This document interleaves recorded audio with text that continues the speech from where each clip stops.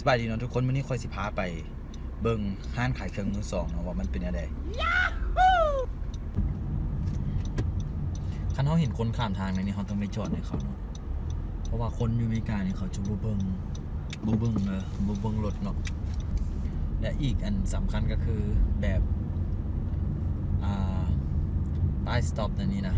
เขาเห็นป้ายสต็อปในนี้เขาก็ต้องได้จอดเนาะว้าวฮอดเลยเนาะเดี๋ยวนี้ก็ฮอดเลยมันก็จะฮอดเลยเนาะทุกคนขับรถมาแต่เช้าจนค่ำจังที่ฮอดบ่แม่นว่ามันอยู่ไข่เด้แต่ว่าค่อยขับรถลงทางลงไปลงมาสุดท้ายก็ฮอดจนค่ำเนาะ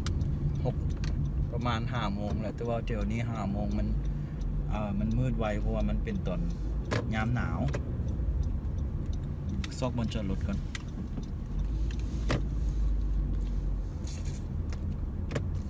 จอดรถแล้วเนาะ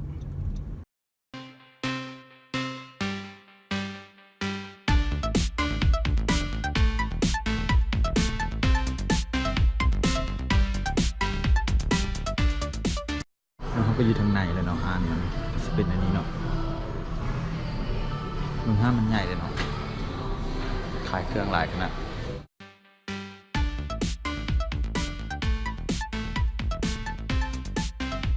เบื้องนอกค่อยมาเห็นไม้กอบทุกคนมีไม้กอบไม้ละ$4ก็มีว้าวมันมีไม้กอบไม้ละ$9เบื้องไม้เทนนิสเนาะก็ไม้ที่ปีไม่ตีดอกสไปเดอร์แมนนี่เบิ่งไม่ตีดอก$3มันไม่ตีดอกเนาะคอยบุ้งนี่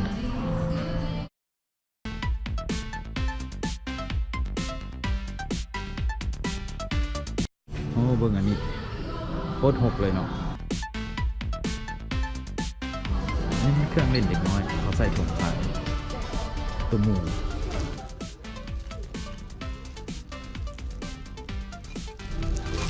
ตรงนี้$1เนาะตรงละ$2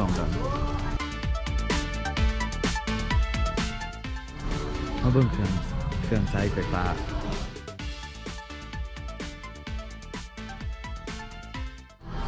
โอ้อันนี้มันคล้ายๆมอร์ฟินดาดเลยมันไม่คิดทูให้ตุกน้ำอีกเนาะตุกน้ำกันยังเอามาขายเบิ่งอันนี้ราคาเท่าไหร่นะทุกคนราคา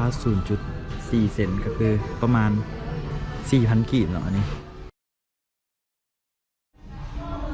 เบิ่งจักรดูดฝุ่นเนาะอันนี้มันจักรดูดฝุ่นสภาพแบบคือจักรดูดฝุ่นสมัยสงครามโลกครั้งที่ 2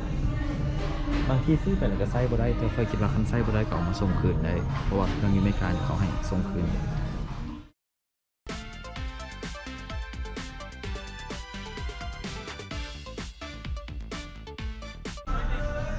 เขาจะไปเบิ่งเสื้อผ้าผู้ชายซอกเบิ่งเสื้อหนัง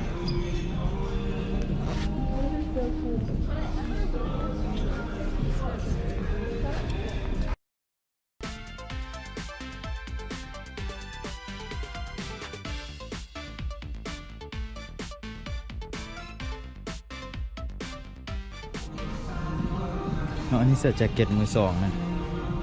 ราคา$6.99อันนี้เสื้อหนังเนาะเสื้อหนังแค่$34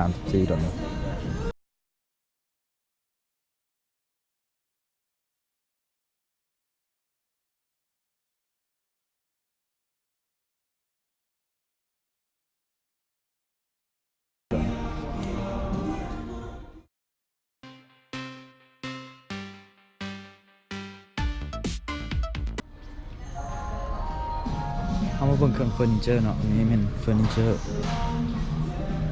มีตู้มีตังเนี่ย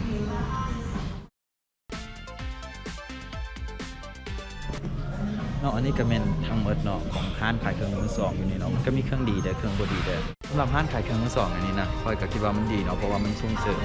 บ่ให้มีใครขี้เหงื่อบ่ให้มีสิ่งเศษเหลือคือว่าผู้ใดอยากเอาเครื่องมาขายก็เขาค่อยก็คิดว่าเขาซื้อเนาะแล้วเขาก็เอาเครื่องอันนั้นมาเครื่องที่บ่ใช้เอามาขายต่อแทนที่สิ